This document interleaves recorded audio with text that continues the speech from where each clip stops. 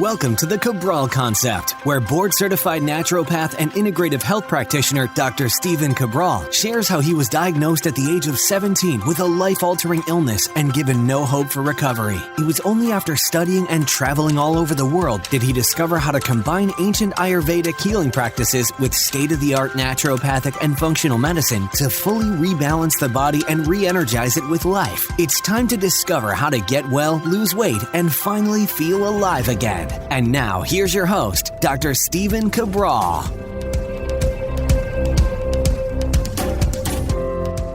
Hi, everyone, and welcome back to our Training Thursday edition of the Cabral Concept. Excited to get into today's show. You know that fitness and exercise, working out, training, one of my favorite topics to really talk about. And that's because really I got my start in this industry. Cutting my teeth, as they say, I don't even know if that's the correct expression, was in the fitness-based industry, in the nutrition, in the health wellness space, in terms of helping clients really transform their body. But I want to start to look at exercise a little bit differently. I want to start to look at exercise as actually medicine, because we are finding that using exercise actually acts as medicine inside of the body, meaning that we actually see physical change, and in today's topic, actual longevity factors begin to become activated when we move our bodies in very specific ways. Now, here's the thing. The advice I'm giving now is different than what I would be maybe when I was 18 years old, but not radically different. The real difference is that I believe that we can get more results with smarter training and less volume, which helps people when they're 60, 70, 80 plus years old. And the reason why I say this is that there are a lot of personal trainers that listen to the show. There's a lot of integrative health practitioners, and they're recommending exercise. And so what we want to understand is that exercise should be a permanent part of people's lives. And that means that if you're not exercising and you're in your 50s, 60s, 70s, 80s, 90s listening to this show, we even have a client that's over 100 years old, but if you are not exercising, then you're actually missing out on a huge part of balancing the immune system, of enhancing autophagy, and working on certain longevity markers within the body that I'm going to talk about today. So super important, because exercise is almost like the great leveler. Like, it helps to actually level out inflammation in the body and will help us to live longer. And I want to give you some of those studies here today. Really simple, really straightforward. And then I'm going to leave you with a general workout program that I would love you to begin to build into your life. And it's going to be, I'm not going to say super easy, but it's going to be very realistic. Honestly, very realistic. So if you are a personal trainer out there, if you are an integrative health practitioner, if you are a health coach, a doctor, I would love you to recommend this to your clients or to your patients, because it's going to do so much for their overall health, and it will enhance the results of any wellness-based program. So the first thing that I want to bring to you, so there's two parts to this. I'm going to talk about the resistance training in just a moment, but what I want to do, and of course, all of this is backed up by peer-reviewed research, really nice studies that I want to share with you. You know that I've talked about walking many times before, and it's funny because I'll be working with, I don't know, let's say I'm just working with a professional athlete or like a CEO, like a high-powered CEO of a company, and I tell them that you need to be walking every day. And they like laugh at me. I mean, because we have a good relationship. You know, we just go back and forth, and they're like, okay, so basically you're treating me like I'm 100 years old is what they'll say. So you want me to just get out there and go for a stroll. And I said, yes, that's exactly what I want you to do. And here's the science that's going to back that up. Here's how it's going to help you both mentally and physically. And they say, all right, you know, I trust you. I'm willing to give it a shot. And 10 times out of 10, people are going to feel better. And let me just share with you, though, some of the long-term finding with simply walking. Now, you might say, oh, well, yeah, I've heard about walking before. But the studies continue to compound. I mean, once you see these graphs, I think you'll be really wowed. You know, here's what I'll do. I will link up the graph today. All right, so because a picture is worth 1,000 words. So if you go to stephencabral.com/1539, I'm going to link that up for you. And I want to just And I'll link up the research for you today too. So if you want to dive into the research, you want to talk about this on your own, go for it, without a doubt. Share it with your clients, share it with your patients. I would love that. I know that about a quarter to a third of all the listeners on the show are in the health-based field, right? And then 2/3 are people learning to look and learn more about their own health, which is, fantastic. And that's what we want. We want more people teaching more people. So it doesn't mean that you need to be in the health field. Doesn't mean that you need to become an integrative health practitioner. Of course, we'd love you to, right? We would love a health coach in every home. That's always what I talk about, but you don't need to. If you can simply share a tip with a person in need, you don't know how far that could go, right? I mean, it's a person recommending a book to me when I'm younger, being like, oh, wow, I didn't know that this ever existed, right? So these little things are super, super helpful. All right, so let's check this out. This study is among adults of at least 40 years old. Okay, so does this matter if you're 25 years old? Yes. Because healthy habits matter, right? It's just when you're 25, you don't really care about this information as much because certainly, your own mortality isn't necessarily facing you any day now, right? But healthy habits start young. There's no doubt about it, right? So here's the thing.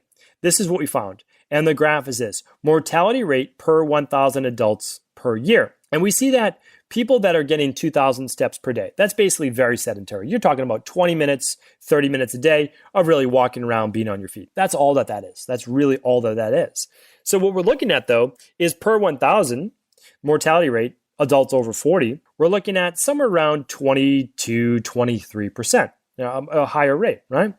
When we go to 4,000 steps per day, that's about what the average person gets. It really, the average person, I always say, walks about 3,500 steps per day. So easy to track, by the way. You can use your phone's health app that comes with it. Like iPhone, it's just the health app. You just keep it on you. You can use an EMF blocking case to keep it on you if you want during the day. What else could you use? You could use a simple digital pedometer that you could buy anywhere on Amazon as well.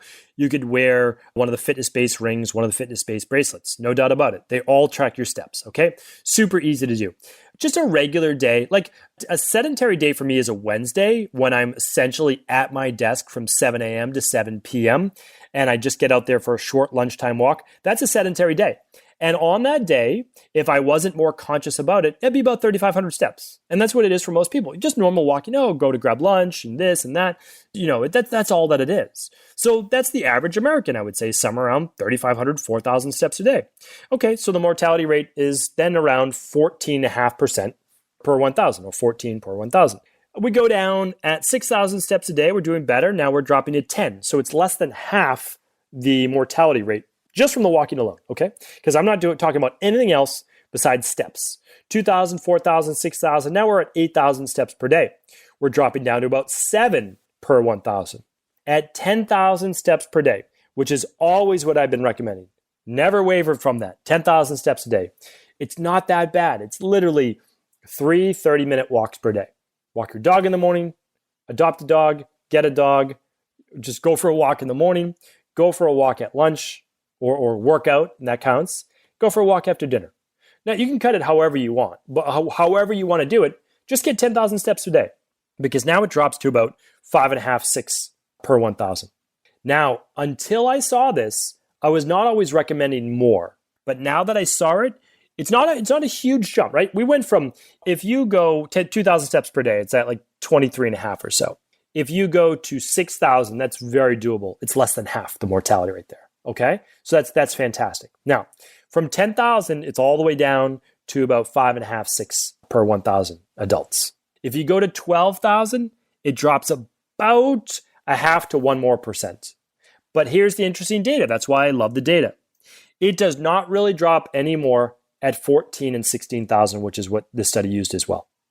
So it doesn't mean you can't walk more. But if you walked between 10,000 and 12,000 steps per day, you would be doing a monumental good for your health and longevity. Whether you had cardiovascular disease, type 2 diabetes, higher BMI, high blood pressure, any leading cause of death, mortality, any of them. You smoked a pack of cigarettes a day.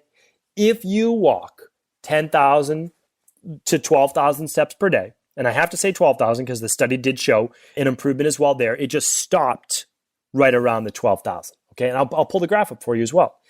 But if you walk 10,000 steps per day, I mean, the good you will do for your body and longevity from that alone is unbelievable to be able to drop from about 23 deaths per 1,000 or mortality rate down to about 5.5 by just walking alone.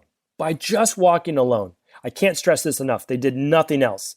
This study, that what they actually looked at, they actually removed and adjusted for diet quality, male, female, ethnicity, BMI, education, alcohol consumption, smoking status, diagnosis of different types of disease like stroke, coronary heart disease, heart failure, cancer, etc. I mean, this is a well-run study. It has great data for us. So if you have a parent that's alive right now, get them to walk. Get them to move their body. Well, you might say, well, they can't walk because of plantar fasciitis and this, and this. Correct that if you can. And if there's still a reason they can't walk, then get them on an exercise bike, okay? Get them moving their body. I mean, honestly. And we're not talking about sprinting here. Do I believe in sprinting? Absolutely. Do I believe in high-intensity interval training? Absolutely. We'll talk about that in a moment. But walking alone is a huge difference maker. Look at the blue zones. The blue zones continue to hold up in every single category. People say, oh, no, the reason why the blue zones were successful is because of this, or this. No, it's because they were doing a lot of things right. And they walked a lot. And that's the thing. When we look at our actual physiology, right? Our body's ability to basically move in space, or kinesiology, or physiology, how our body functions. We better balance blood sugar when we're on our feet. And I way back, like 3 years ago on the Cabral concept, I talked about that. There's a definite difference in people that stand a good amount during the day than people that sit. Huge difference. And same just with turning on body fat burning. When you stand, it's dramatically different than when you sit. Your body knows that it's not biomechanically active. When you sit, everything's just relaxed. You're just leaning on top of a desk or sitting back on your couch or chair. When you stand, you're activating the body. There are different systems that take place. Now, when you begin to walk, you do a whole lot more for your body. You're oxygenating your tissues. You're circulating the blood through your body. You're moving your lymphatic system. I could go on and on.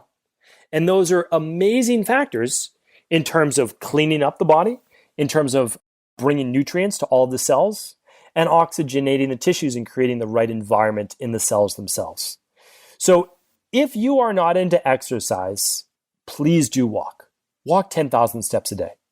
What if you can't walk like right now? Like what if it really fatigues you? I get it. I understand. I used to be so bad. Like it's hard for people to comprehend if you've never gone through myalgic encephalitis, myalgic encephalomyelitis, Addison's disease, or some true exhaustion, chronic fatigue-based issue. Every time I took a step when I was in my worst states, I actually thought about it. I had to think about putting one foot down in front of the other. I was so exhausted. People literally live like that. When I would walk up a flight of stairs at my worst, I sat down after about 6 stairs. This is what happens when you have postural orthostatic tachycardia syndrome as well. It is a debilitating and awful way to live. So believe me, I get it when you say you're exhausted after walking 2,000 steps a day. So all I want you to do is take wherever you're at right now for a regular day. That's it, a regular day, and add 500 to 1,000 steps more for each day. So that means I want 5 to 10 more minutes of walking per day, and that's it. Here's why. You don't need to get to 10,000 steps tomorrow. If anything, maybe it's even detrimental because it's a greater stress on your body, like we talked about on yesterday's show, right? Or, should you exercise when stressed? I talked about that before. So what I'm saying, though, is actually when you walk, you will become less stressed unless you're reading about the news or the media on your phone. You can listen to a podcast that you love that makes you happy. You can listen to binaural beats that I love to do. You can listen to music that makes you happy. You could do a meditative-based walk that I like to do and just focus on my breathing. Do whatever you'd like. Take your dog for a walk, go for a walk with your partner, have a nice conversation, relax, enjoy the walk. But you don't need to do more than an extra 10 minutes per day until you feel comfortable with that. Then when you feel comfortable with 4,000 steps a day or 5,000 steps, you'll go to 6,000 the next day and the next week. And you'll do that each day that week. And if it ever feels too much, take it back by 500 steps. But your body will adjust. There's no doubt about it. So for me, I track my steps every day. Do I hit 10,000 steps every day? No, not every day. I just looked at my steps actually from yesterday. 8,711. I missed my 10,000. And so what I say is, okay, well, why would that be? Because usually I'm always at that. And I simply look at what was my day like. And then it's also possible, like, hey, did I really walk enough? And I wasn't wearing my fitness tracker at that time. Like, that's possible as well. But what I'm saying is, if you have a regimented walk-based schedule, you're pretty much always going to be able to make sure that you know that you hit it per day. And so you don't need to necessarily track it all the time. I just love biometrics and biodata. So I look at it. Okay. So again, can't stress this enough. Track your steps, at least in the beginning, 10,000 to 12,000 steps a day. Work up to it. Okay. So no doubt about that. That's every day. That's daily. Because now we're going to switch. And I have some great research as well on the impact of resistance training. The impact of resistance training on 3 longevity-based expressions. So, and this happened within just 8 weeks. What we saw in elderly patients, okay, elderly subjects. That means we're not even talking about all the great benefits for younger people as well. Elderly subjects. We saw a prevention of what's called NLRP3 inflammasome activation, which means basically as we get older, we can't check inflammation as well in the body. We're more prone to those inflammatory-based diseases. Exercise helps modulate that. Exercise also was shown to decrease the amount of healthy apoptosis in the body, which means programmed cell death, but at too fast of a rate. Not a good thing, right? So essentially, every cell within your body has a programmed time that it will die, and that it should for the good of the body. Meaning, like red blood cells know around 120 days, that's it. They then induce what's called cell death, apoptosis. And then the white blood cells help clean it up. The liver helps excrete a lot of that waste, lymphatic system, etc. And we get it right out of our body. Good. That's normal. That's how it's supposed to happen. So we always have cell turnover in the body for new, fresh cells. Well, not as great when we're older. Okay. Sometimes the cell dies at a faster rate. We don't want that. What exercise also did, again, just in 8 weeks, it helped to stimulate autophagy. Because a lot of people don't understand that autophagy takes place way more than just fasting for a certain period of time per day, like 18 hours, right? It absolutely does. And so on my podcast number 1369, if you want to check out stevencabral.com/1369, you'll see 9 ways to increase autophagy, and it's not always through fasting. So now we know that exercise, especially in older adults, helps to improve overall longevity, the immune system, and inflammation. And they all, of course, work together. Now, what do you need to do to get these results? Because it seems like, oh, well, this is going to be a lot of extra work. Not true. About 2 workouts per week. And again, I've never wavered from this as well. And the reason is that I had many brilliant mentors that I just allowed myself to be open. Keep in mind, I'm the biggest skeptic in the world. So don't think that I'm like this person who's like, oh, I listen to this and listen. I keep an open mind, but my skeptical mind always comes out first. I'm like, I don't really buy this. I don't believe you. That always comes out first. But then I say, let me at least listen. I have to stay open to this. Is there truth to it? So I think I was 24 years old. I was literally consulting for over a dozen different health spas and gyms and personal training studios and all that. And I was hiring all their personal trainers. I was training their trainers. I was setting up the departments. I would bring in guest speakers as well. And only reason I can say I did this at a young age is because I started when I was 18. So I wasn't starting at 22, 23. I was 6 years into this. And I had been doing it. I had seen a lot. And I always worked, even when I was in undergrad and college. So anyway, the reason I say this is that I brought in Dr. Wayne Westcott. And many of you have heard me talk about his name before. But he'd already done decades of research. He was like 65 years old when I brought him in. He was in amazing shape, probably better shape than I was, if I really want to admit that, even at 24 years old. And I was like, what do you do? I am here to learn. And it was pretty amazing because his studies were on 70 and 80 plus year olds. And he found within 2 months as well that he was able to do these things and achieve amazing results. And that was with 2 to 3 workouts per week. Now, why did he say 2 to 3? Well, he studied everything. He was he was a doctor, he was a PhD, and he did the research. And what he found was that 2 workouts per week, at least 24 to 48 hours apart. And by the way, the data here shows 48 hours between sessions. Okay, so I just want to share that with you. that he was able to get more than double the results than one workout per week. So that's why he always said to me, listen, 2 workouts per week, you're going to get exponentially more benefit. When you go to 3 workouts, you do get more benefit, but it's not the exponential jump then going from 1 to 2. And if you go to 4, not anywhere near even going from 2 to 3. So 2 to 3 workouts per week, about 48 hours in between. It's so simple to do. Monday, Wednesday, Friday, Tuesday, Thursday, Saturday, right? I've been preaching this for quite some time. I'm not tired of preaching it. Don't get me wrong. I love saying it. I just feel bad if people have heard me say it a few times, but I guess repetition is what ingrains it into our brains. So I like saying it for myself as well.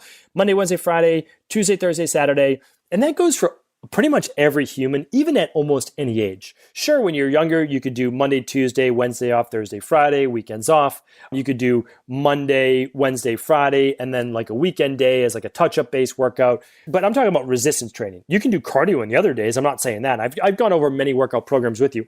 Right now, I'm simply talking about resistance training. So what I want you to do is this. You can choose the resistance training program that works well for you. It doesn't even have to be high-intensity interval training, but it has to do with something that provides actual stimulus on the muscles. So we're looking at, it can be anywhere between 8 reps and 12 reps. Could you do 5 reps and could you go up to 20 reps? The answer is yes. Yes, you can. But when we're looking at studies, we're simply looking at a stimulus on the body, 8 to 12 reps. Okay, good range to stay within. You're going to get strength. You're going to get hypertrophy. But again, do we get more complicated than that? With our programs, of course. We'll do 5x5 sets. We'll do 3 sets of 15. We'll do all sorts of different things for the body. I mean, it really depends on the client as well. But if you just want to stay within the range, you're not going to train to failure. And you're going to start with even just 1 set your first week. And if you're sore from that, you'll maintain with 1 set. And then when you don't get sore from that, you can go to 2 sets. You can increase the volume, but you don't necessarily have to increase the weight. And I don't want to get into all of this today because that's taking it off the topic. But what I want you to do, if you're looking for a very straightforward and scientifically proven workout program that you should be doing for life, it is daily walking, which is not a workout, by the way. That's just physical movement the human body doesn't need, it requires. It requires it. And we see that because when it doesn't get its requirement of 10,000 steps per day, mortality rates skyrocket. I mean, literally skyrocket. 4 to 5x is skyrocketing. I mean, that's a huge 400, 500% jump. That's huge. So what we need to understand is that our body requires physical movement. We are physical beings. We are humans moving and being. We have to keep our bodies active for our mind, to control inflammation, and for our overall health. So every day, 10 to 12,000 steps. Just shoot for 10,000. It's an easy number. If you go over one day, then fantastic. The data doesn't show that you get tremendously more results at 12%. You get about a 0.5% or so better, which is great. Again, like every 0.5% counts, but 10,000 steps per day, okay? Work up to it. It doesn't have to happen tomorrow. And then what I want you to do is once you've got your walking in, begin some bodyweight workouts, then eventually you can add some weights, okay? If you choose to. Try to do 2 workouts per week. Do a Monday, Thursday. Do a Wednesday, Saturday. Whatever you'd like. And the reason is I just don't want more than like that 3 days off in a row. And if you get 2 workouts in a week, who knows? Maybe you'll end up getting in that 3rd resistance workout as well. And then you do that Monday, Wednesday, Friday, Tuesday, Thursday, Saturday, especially if you do a cheat meal Saturday night. All of that, you can work it around your schedule, your life. But if you just do those 2 things and you start to make exercise simpler, meaning like it can get very complicated, but first start simple before you make it complicated. If you can do those 2 things, it will not only improve your overall immunity, your levels of inflammation, but it absolutely will increase your odds of living the longest, healthiest life possible. Thank you so much for tuning into the show. As always, please do feel free to share this show with anyone you believe it could serve. Did you know that the body really only becomes sick or imbalanced in only 2 ways? Over time, you become deficient in vital nutrients, and you also accumulate toxins internally and from the environment. As those nutrients diminish and you increase your total toxic load, your body then begins to show the first signs of dis-ease. It's actually quite predictable, and the good news is that if we know how you began to fill up that proverbial rain barrel, we also know how to empty it to begin the healing process. I was fortunate enough to learn this ancient healing process from my mentor after suffering from debilitating diseases for close to a decade. It was only when I began to implement these techniques did I finally overcome my illnesses and go on to live a life of energy and vitality that I now enjoy. I'd like to share with you now what I discovered after traveling all over the world and how to combine the best of ancient healing wisdom with state-of-the-art science.